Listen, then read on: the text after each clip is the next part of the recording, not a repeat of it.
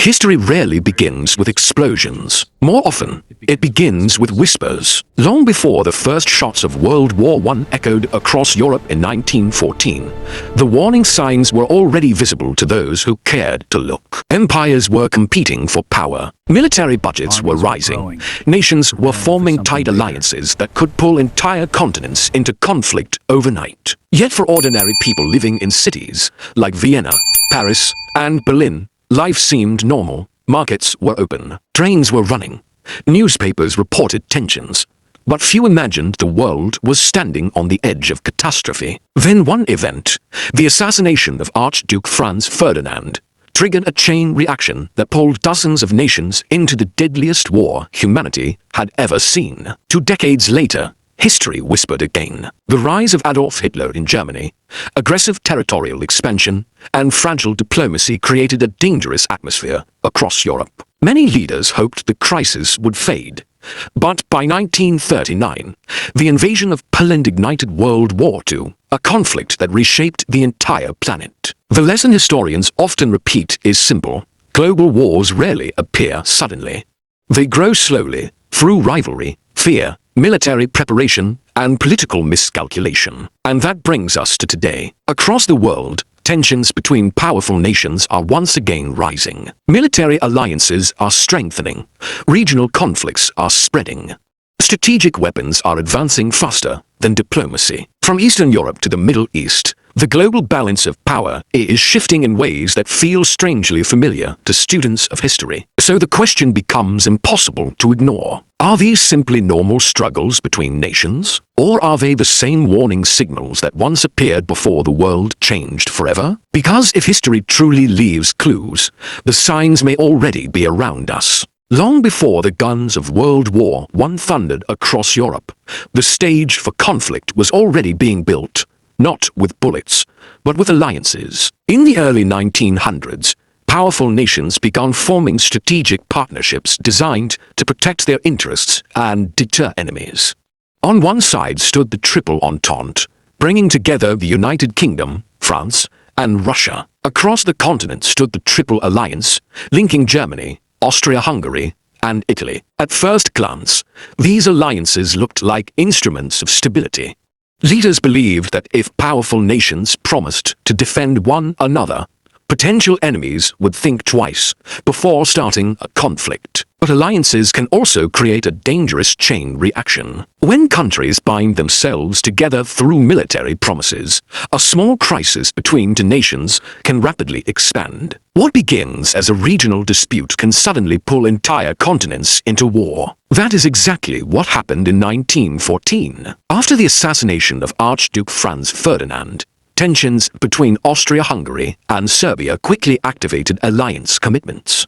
Within weeks, nearly every major power in Europe was mobilizing armies. A regional crisis had transformed into a world war. Today, historians observe a familiar pattern. Modern alliances are even more structured and powerful. The military partnership known as North Atlantic Treaty Organization connects dozens of nations across Europe and North America. Meanwhile, new strategic partnerships are forming across Asia and the Middle East as countries respond to shifting global power. Alliances themselves are not the problem. In many cases, they prevent conflict by strengthening collective security. But history reminds us of one important lesson.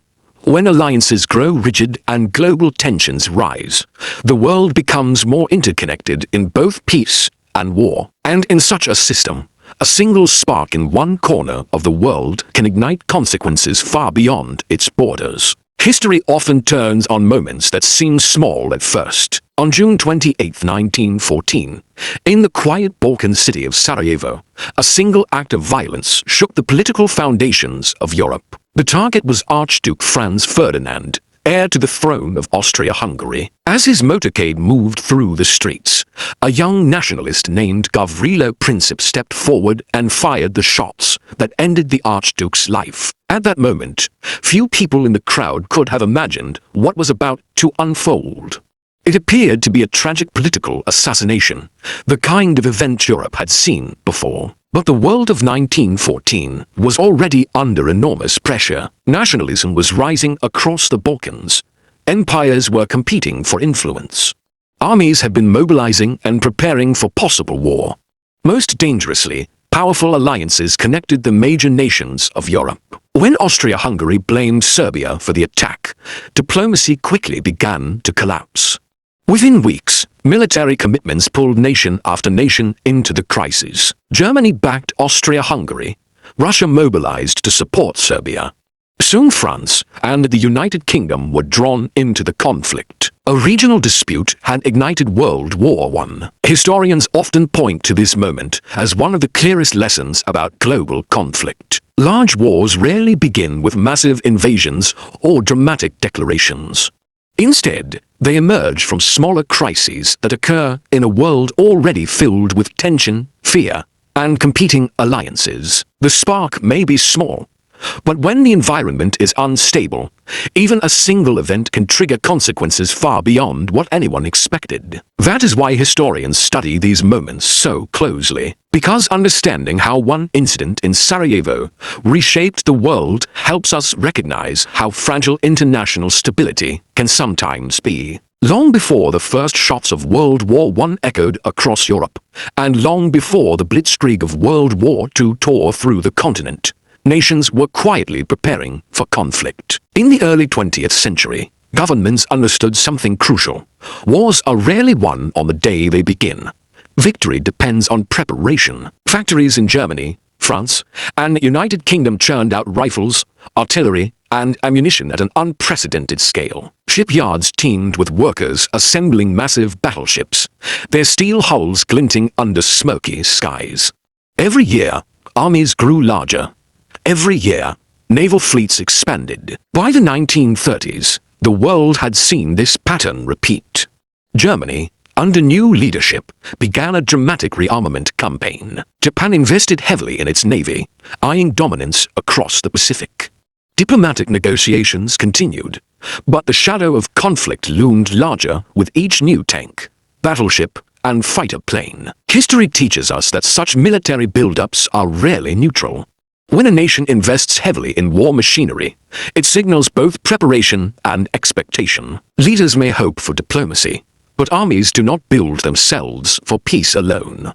They prepare for eventual confrontation, even if the timing is uncertain. This silent escalation often sets the stage for global disaster. In 1914, Europe's military readiness ensured that a regional crisis could not remain local. In 1939, the growing might of Germany and Japan meant the world could not contain aggression without full-scale war. Watching history carefully, the lesson is clear. The quieter the preparation, the louder the warning. Military buildups are not just statistics or numbers, they are signals, etched in steel and gunpowder, that the world may soon be forced to pay the price of inaction. And today, as nations once again modernize armies and develop advanced weapons, historians ask, are we witnessing the first signs of a new global confrontation? History reveals a quiet but powerful pattern. Global wars often emerge during moments when the balance of power begins to shift. Before World War I, Europe was dominated by old empires that had ruled for centuries. The British Empire controlled vast territories across the globe. France held influence across Africa and Asia, but new powers were rising rapidly. Industrial growth and military expansion were transforming nations like Germany into formidable competitors. As these rising powers sought greater influence, tensions with established empires quietly intensified. 2 decades later, the world witnessed another dramatic shift. The economic collapse known as the Great Depression shattered economies and destabilized governments across the globe. In the chaos, radical political movements gained momentum.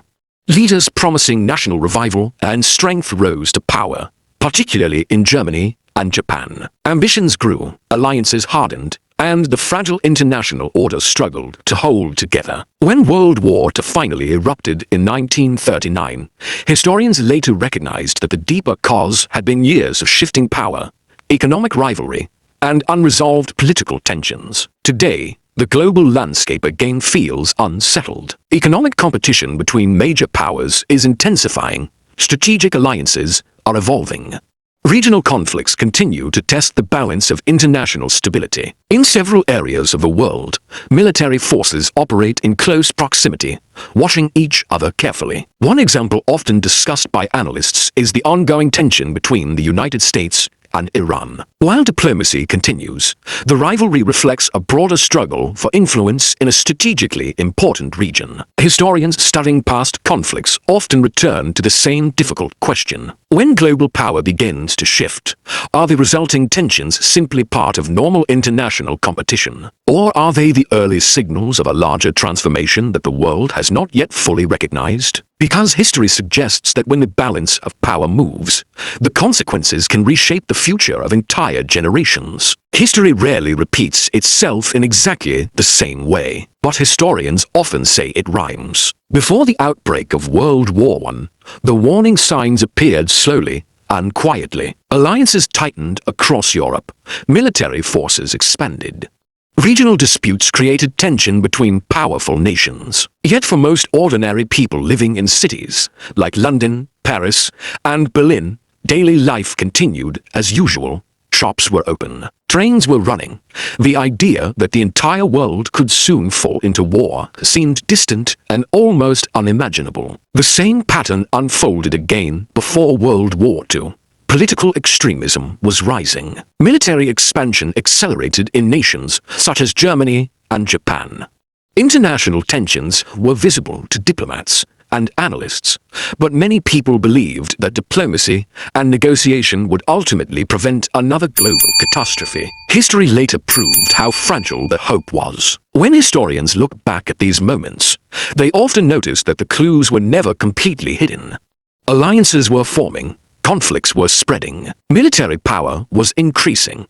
The signals existed, but they were often underestimated or misunderstood at the time. Today, the world again watches rising geopolitical tension across several regions. Strategic rivalries, economic competition, and regional conflicts create an atmosphere that many observers find familiar when compared to earlier periods of instability. But history does not move like a script. The future is never predetermined. These tensions may fade through diplomacy and cooperation, or they may evolve into challenges that reshape the global order in unexpected ways. What history teaches us most clearly is this: the largest global events rarely appear suddenly. Long before they transform the world, they leave signals behind. And the most important question for every generation is simple: will those signals be recognized in time, or only understood after history has already changed course?